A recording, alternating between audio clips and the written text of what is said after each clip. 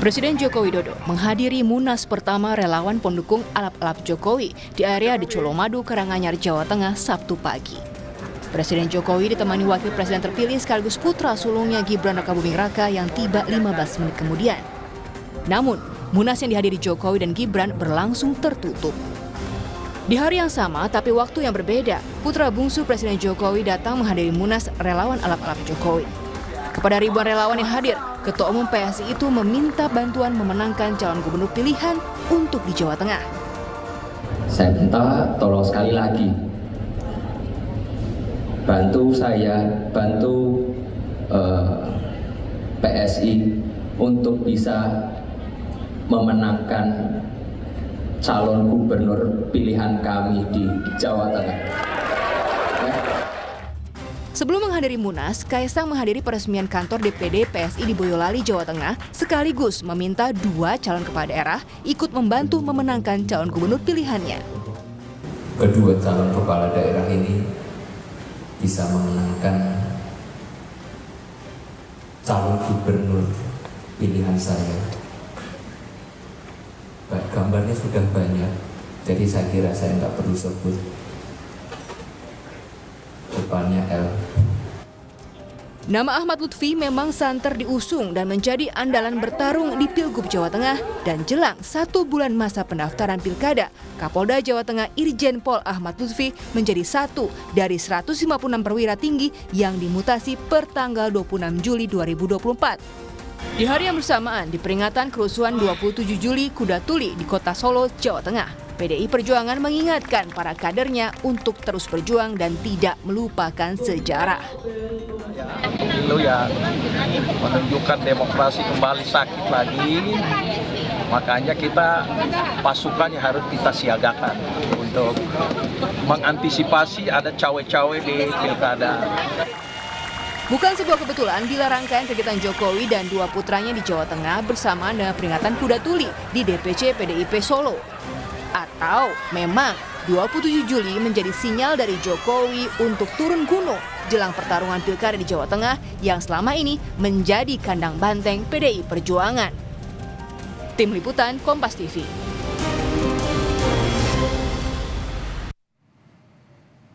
Saudara, benarkah rangkaian kegiatan Jokowi, Gibran, dan Kaisang di Jawa Tengah menjadi sinyal cawe-cawe Jokowi yang sampai turun gunung jelang Pilgub Jawa Tengah?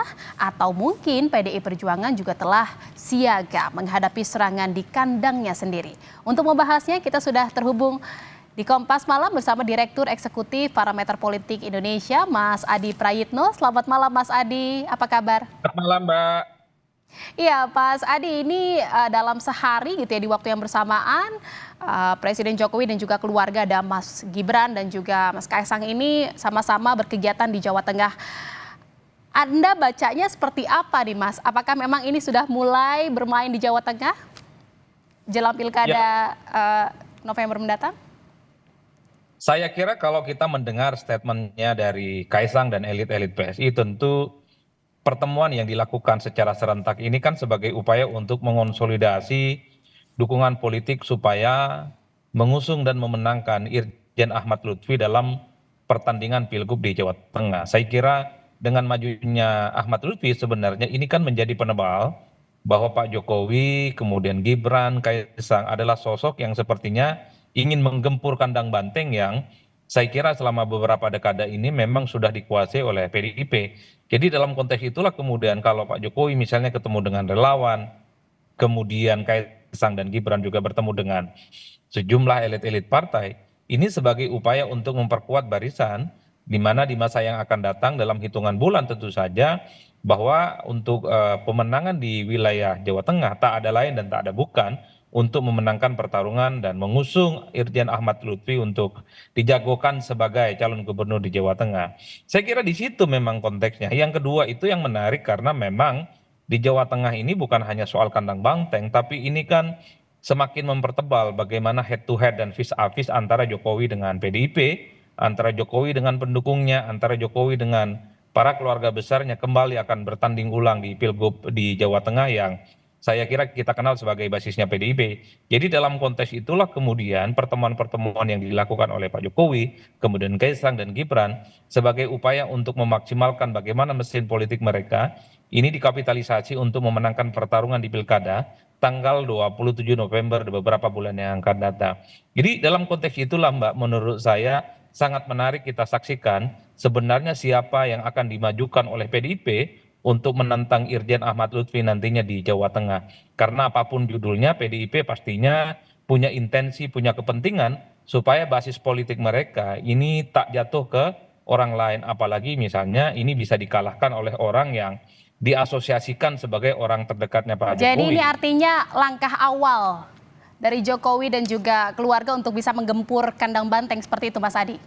Ya saya kira ini semacam warming up ya, pemanasan dan konsolidasi para relawan, tim pemenangan, tim sukses dan para stakeholder supaya nantinya mereka solid ini untuk berada dalam satu barisan memenangkan Irjen Ahmad Lutfi ya sebagai calon gubernur yang akan mereka usung. Tapi problemnya memang menggempur Jawa Tengah itu bukan perkara gampang. Misalnya di Pilpres jagoan Jokowi, Prabowo dan Gibran memang menang, tapi pileknya PDIP masih kokoh dan nyaris tidak tergantikan. Bahkan kalau kita melihat korespondensi historis ya dalam Pilgub Jawa Tengah 2013 yang lalu, saat itu memang PDIP bukan partai penguasa, bukan partai penang pemilu, dan mengusung Ganjar Pranowo yang elektabilitasnya sangat underdog dan sangat rendah, dan menantang petahana Pak Bibit Waluyo yang saat itu elektabilitas dan popularitasnya di atas rata-rata. Tapi dalam pilkada di 2013 itu PDIP sekalipun Ganjar yang elektabilitasnya paling rendah saat itu tidak terlampau diperhitungkan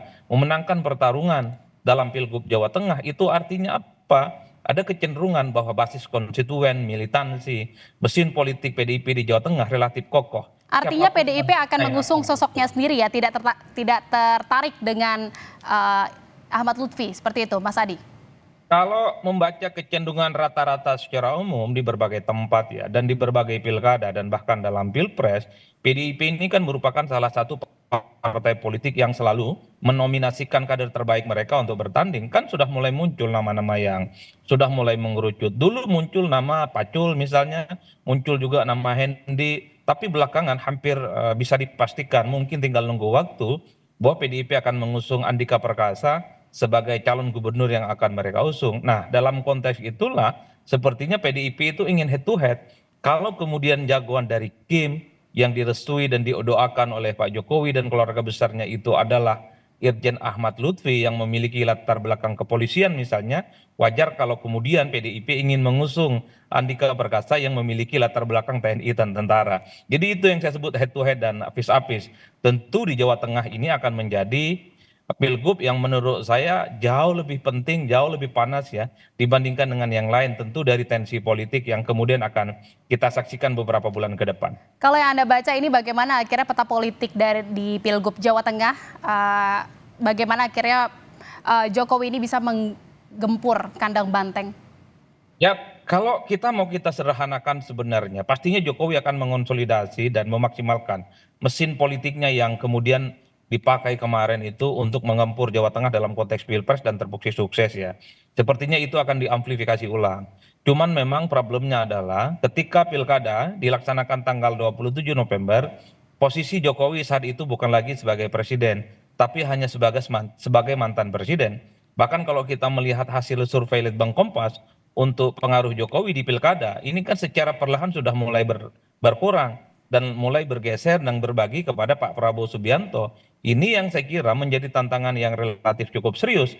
Karena apapun ya, PDIP tidak akan tinggal diam ketika misalnya Jokowi mengerahkan segala dukungan dan kekuatan politiknya untuk merebut Jawa Tengah supaya tak lagi menjadi Terakhir, singkat, strategi apa yang akhirnya nanti harus dilakukan PDIP dari pandangan dari Mas Adi ini untuk bisa menggoyahkan dari gempuran Jokowi di Jawa Tengah?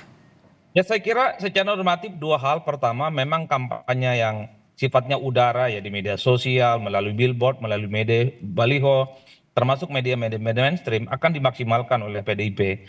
Tapi yang paling utama sepertinya entah PDIP ataupun pasukan dari Irjen Lutfi ini akan melakukan pertempuran di darat ya, door to door campaign, direct selling, meyakinkan pemilih dari satu pintu ke pintu yang lain ini akan dilakukan oleh dua kubu, baik kubunya Kim yang mengusung Ahmad Lutfi atau kubunya PDIP nantinya yang akan dilakukan. Jadi kedua kubu akan pol-polan gitu ya untuk Pilgub Jawa Tengah, kira-kira seperti itu. Baik. Ke masyarakat itu yang menjadi penentu segala-galanya untuk memenangkan pertarungan.